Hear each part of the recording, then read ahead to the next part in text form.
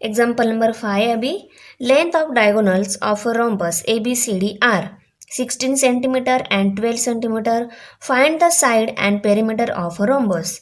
यहाँ पे हमें साइड एंड पेरीमीटर निकालनी है रोम्बस की।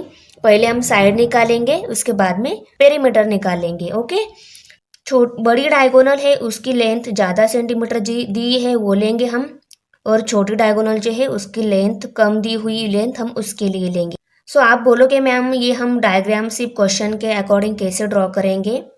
तो देखो, रोम्बस की जो साइड वाली जो लाइन होती है, अबव एंड बिलो वाली लाइन नहीं बोल रही हूँ, साइड वाली जो लाइन होती है वो ऑलवेज हमें स्लैंटिंग लाइन लेनी है। क्यों? ऐसी स्लैंटिंग लाइन ली तो भी चलेगा, नहीं तो ऐसी स्लैंटिंग लाइन ली तो भी चलेगा, क्योंकि अगर हम स्लैंटिंग लाइन लेते हैं तभी अपोजिट एंगल क्या होते हैं, सेम डिग्री के हमें मिलते हैं। इसीलिए राइट साइड और लेफ्ट साइड की जो लाइन है वो हमें ऑलवेज स्लैंटिंग लाइन ही लेनी है, और अदर जो साइड है वो हम जोड़ देनी है। ओके, आया समझ में? नियर अबाउट सेम दिखनी चाहिए, क्योंकि रोम्बस की सभी साइड क्या होती है, सेम लेंथ की होती है। आफ्टर दैट जो डायगोनल है, अगर दिए गए हैं वैल्यूज डायगोनल की तो हम डायगोनल भी ड्रॉ करेंगे, वहाँ पे वैल्यू मेंशन करेंगे। और ये डायगोनल है हमारा 12 सेंटीमीटर। ये दिया गया रोम्बस है, हम राइट कर लेते हैं, लेट क्वाड्रिलेटरल ABCD। क्वाड्रिलेटरल क्यों बोलते हैं इस फिगर को? क्योंकि इसकी 1 2 3 4 साइड होती है। 4 साइड वाली कौन सी भी फिगर होती है उसको हम क्वाड्रिलेटरल, क्वाड्री मीन्स चार साइड वाली कौन सी भी फिगर है उसको क्वाड्रिलेटरल बोलना चाहिए। Let quadrilateral ABCD be given rhombus. Okay, after that देखो, length AC is equal to 16 centimetre, length BD is equal to 12 centimetre. Okay, अभी देखो, इस पूरी डायगोनल की जो लेंथ है वो 16 सेंटीमीटर दी है। हाफ डायगोनल की लेंथ निकालनी है, तो डायगोनल यहाँ पे बाइसेक्ट हो रहा है, मीन्स व्हाट, डायगोनल यहाँ पे इसी पॉइंट पे डायगोनल के 2 इक्वल पार्ट हो रहे हैं। ओके, डायगोनल अगर बाइसेक्ट हो रहा है इसी पॉइंट पे, सो पूरी डायगोनल की लेंथ अगर 16 है तो हाफ डायगोनल की लेंथ उस दी गई लेंथ की हाफ ही रहेगी। ओके, तो हम इस डायगोनल की हाफ लेंथ, इस डायगोनल की हाफ लेंथ निकाल कर ये ट्रायंगल की दो साइड की वैल्यू हमें मिल जाएगी। चलो निकाल लेते हैं। यहाँ पे हम क्या लिखेंगे, डायगोनल्स बाइसेक्ट होते हैं कि नहीं? So diagonals of rhombus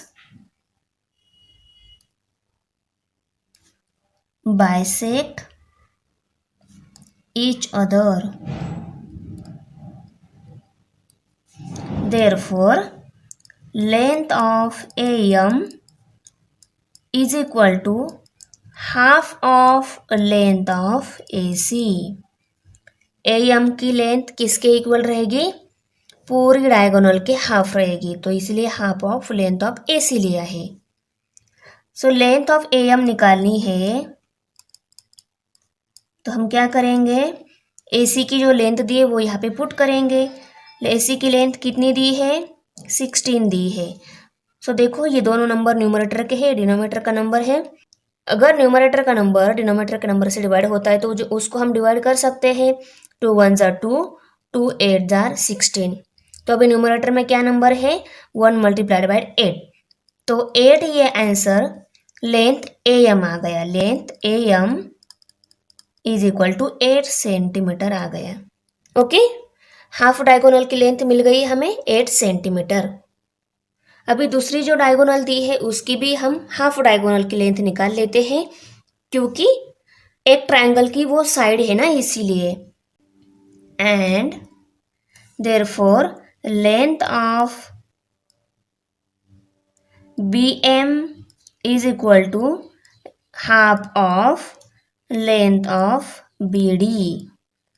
BM की लेंथ, BM इस डायगोनल का हाफ पार्ट है, ये डायगोनल यहाँ पे बाइसेक्ट हो रही है, सो हाफ डायगोनल की लेंथ पूरी डायगोनल के हाफ सेंटीमीटर ही रहेगी।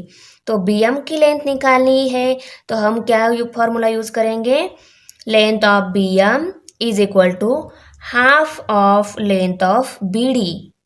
ओके, सो देखो ये 1 और ये 2 half of length of B D, ये half and length of B D एक दूसरे को मल्टीप्लाइड है यहाँ पे।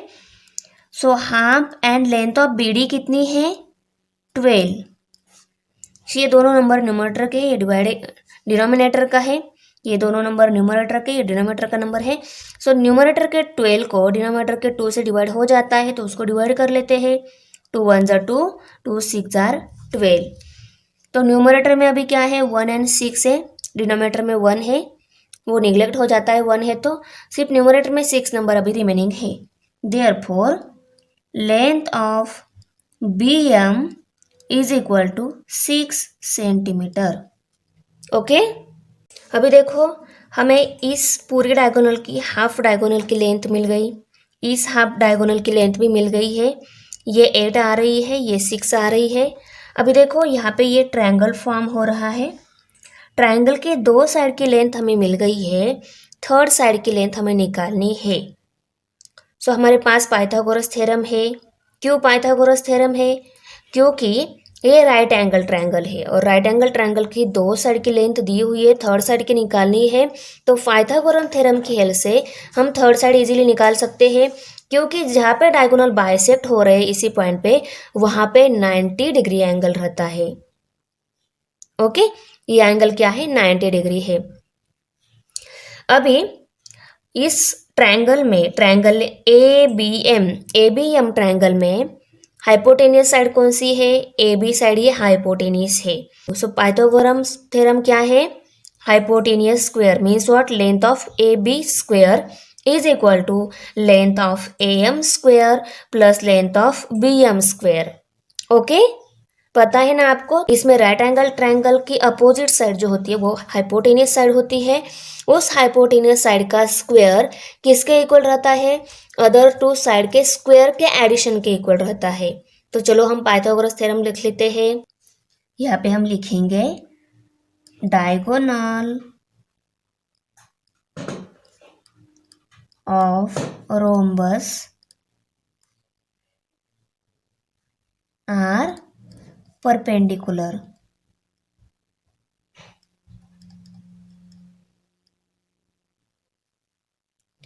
to each other। Perpendicular means what, वो बाइसेक्ट हो रही है जिस पॉइंट पे, वहाँ पे परपेंडिकुलर है, और परपेंडिकुलर जहाँ पे है ना वहाँ पे ही हमारा 90 डिग्री एंगल रहता है, इसलिए हमने राइट कर लिया diagonals of rhombus are perpendicular to each other. अभी देखो तो measure angle A M B is equal to 90 degree.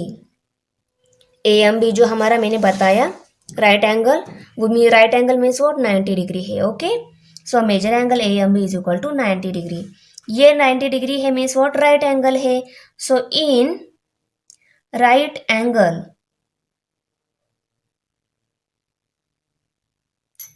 Triangle A M B by Pythagoras theorem,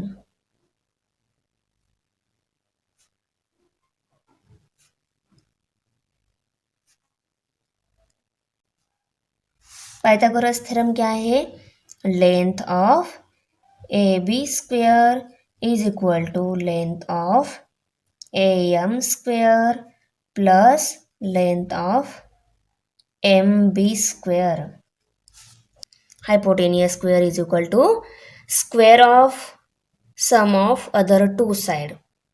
okay, hypotenuse की स्क्वायर किसके इक्वल रहेगी, अदर टू साइड के स्क्वायर के इक्वल रहेगी। तो चलो हम बी ए बी की लेंथ निकाल लेते हैं, क्योंकि हमें ए एम और एम बी की लेंथ पता है। So length of A M क्या है, 8, उसका स्क्वायर दिया है, लेंथ ऑफ एम का स्क्वायर है इसलिए 8 का स्क्वायर लिया, प्लस लेंथ बी एम क्या है, 6 है, और यहाँ पे उसका स्क्वायर लेना है तो स्क्वायर दे दिया।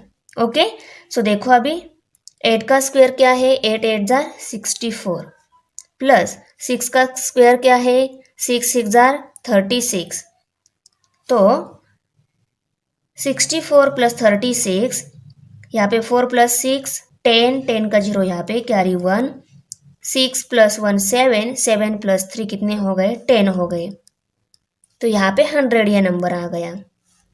Okay, length of A B square is equal to 100 आ गया।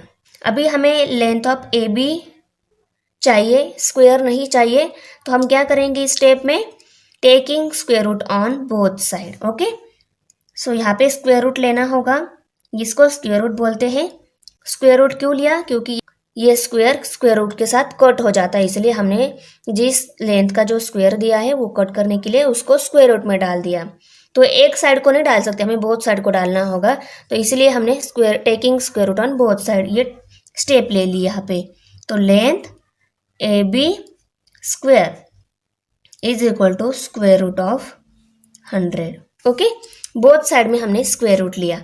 अभी ये 2 और ये स्क्वायर रूट कैंसिल हो जाएगा, तो यहाँ पे क्या रहेगा, सिर्फ लेंथ ए बी रहेगी is equal to square root of 100।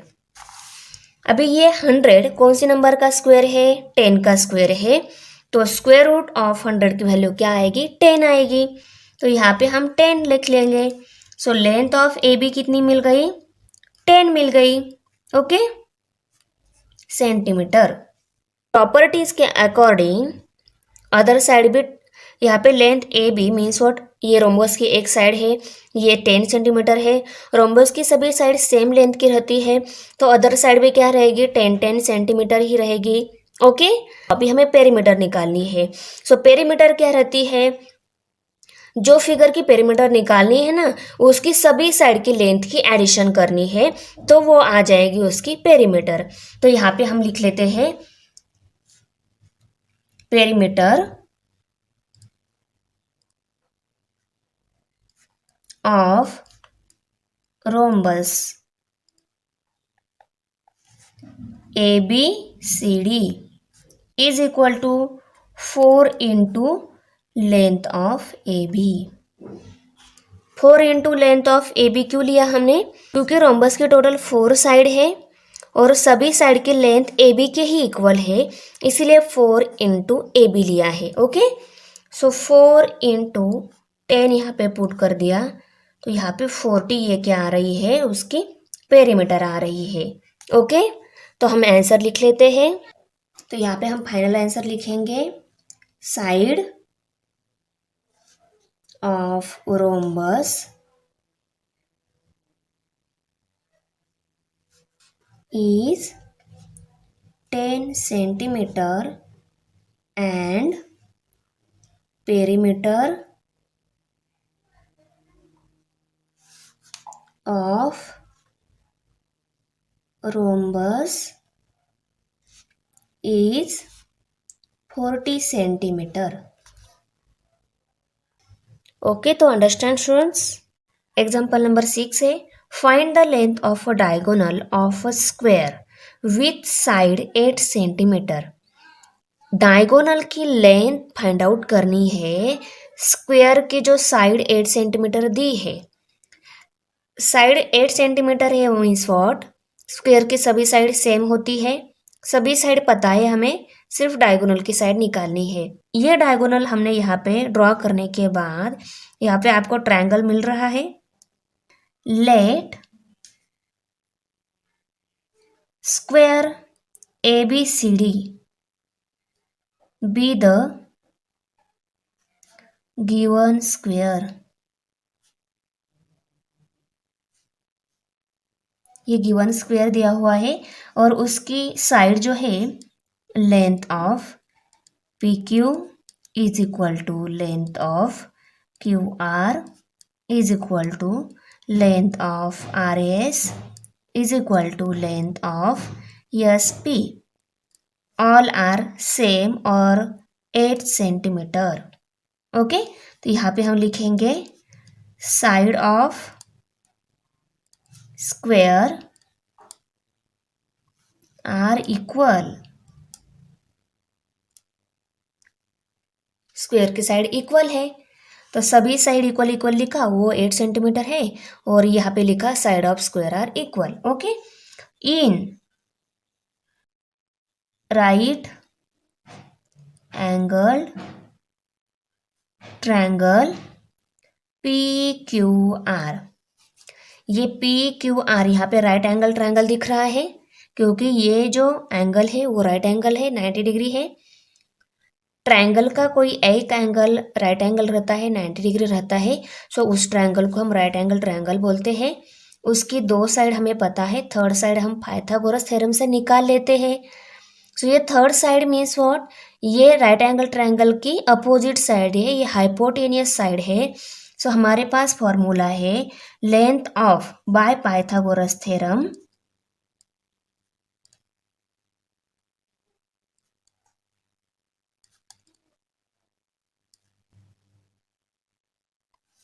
Length of P are square hypotenuse square is equal to length of PQ square plus length of QR square।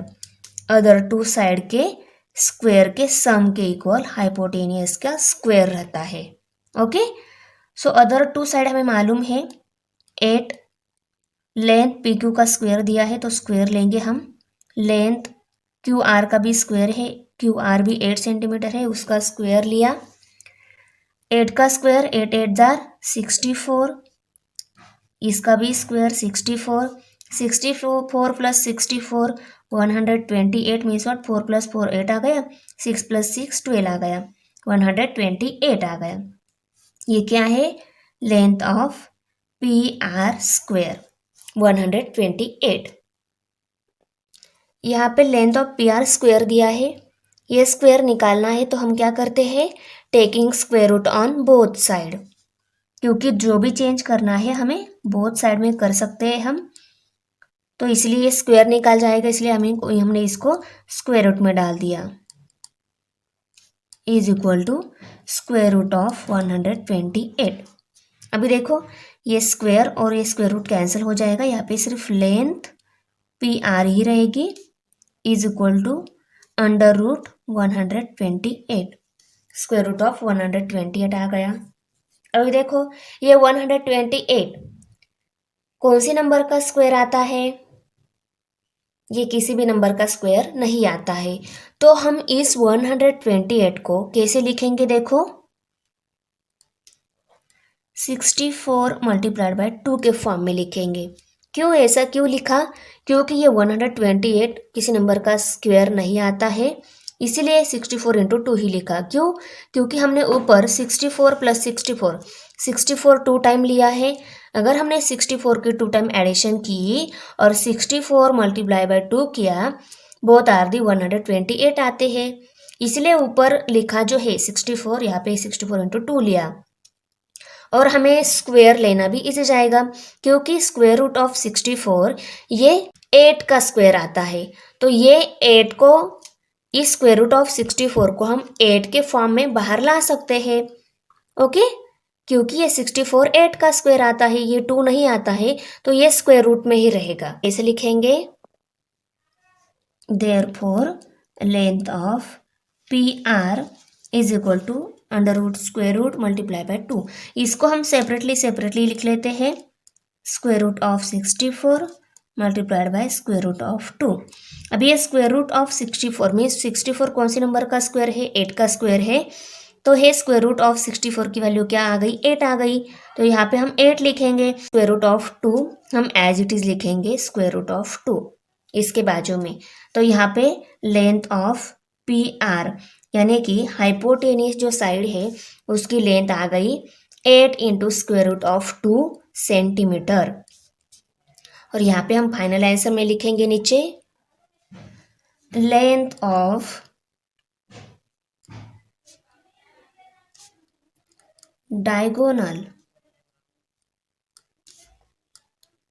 Of a square is 8 into square root of 2 centimeter। Example number 7 है, measure of one angle of rhombus is 50 degree, find the measure of remaining 3 angle.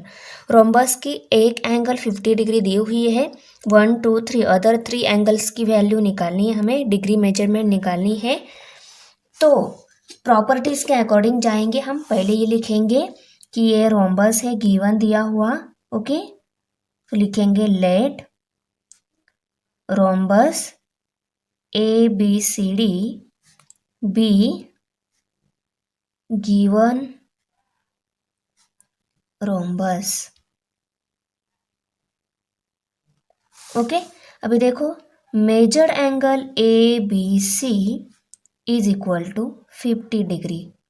A B C जो angle है वो 50 degree दिया है। So A B C means what, angle A B C में जो middle का है वही एंगल दिया रहता है, तो वो 50 डिग्री है, यानी कि angle B is equal to 50 degree है। रोम्बस के अपोजिट एंगल सेम डिग्री के रहते हैं। सो इसका अपोजिट ये है, तो ये 50 डिग्री है तो ये भी 50 डिग्री ही रहेगा। तो यहाँ पे हम राइट कर लेंगे opposite angles of rhombus are congruent। congruent में इक्वल रहते हैं, ओके। तो therefore measure angle ADC is equal to measured angle ABC is equal to 50 degree, okay। ADC means what, D angle इस B एंगल के equal है, ADC equal to ABC, okay. वो 50 degree है। अभी देखो ये DA जो साइड है, DA parallel to CB, okay. DA ये साइड CB को पैरेलल साइड है। तो पैरेलल लाइन पे जो ट्रांसवर्सल रहता है, इस पैरेलल लाइन पर ये भी ट्रांसवर्सल है, ये भी ट्रांसवर्सल है। सो पैरेलल लाइन पे जो ट्रांसवर्सल रहता है उसके दो एंगल की addition means angle A plus angle B is always 180 degree. तो यहाँ पे हमें बी पता है, ए नहीं पता है। ये ट्रांसवर्सल लिया और ये ट्रांसवर्सल लिया, बोथ आर दी सेम रहेगा, क्योंकि हमें इनमें से भी ये एंगल पता है, ये कैलकुलेट कर सकते हैं। पैरेलल लाइन पे जो ट्रांसवर्सल है उसकी दो एंगल की addition means what, angle A plus angle B is equal to 180 degree रहते हैं। सो इसके हेल्प से मीन्स व्हाट, इंटीरियर एंगल की हेल्प से हम इस एंगल ए की वैल्यू निकाल सकते हैं। और एंगल ए की निकाल ली तो angle A equal to angle C रहता है, क्योंकि ये अपोजिट एंगल है। रोम्बस में अपोजिट एंगल इक्वल रहते हैं, ओके। तो चलो side A D parallel side B C, side A D parallel side B C, okay. AD और बीसी साइड पैरेलल है and line A B is the transversal,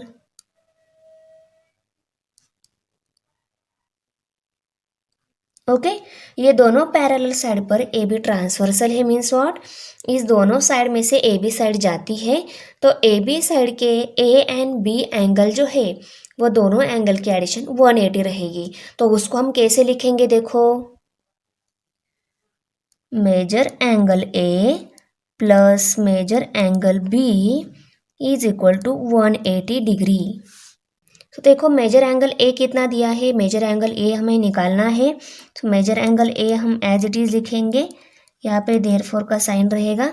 major angle ए निकालना है, major angle B दिया है हमें 50 degree और ये 180 degree है।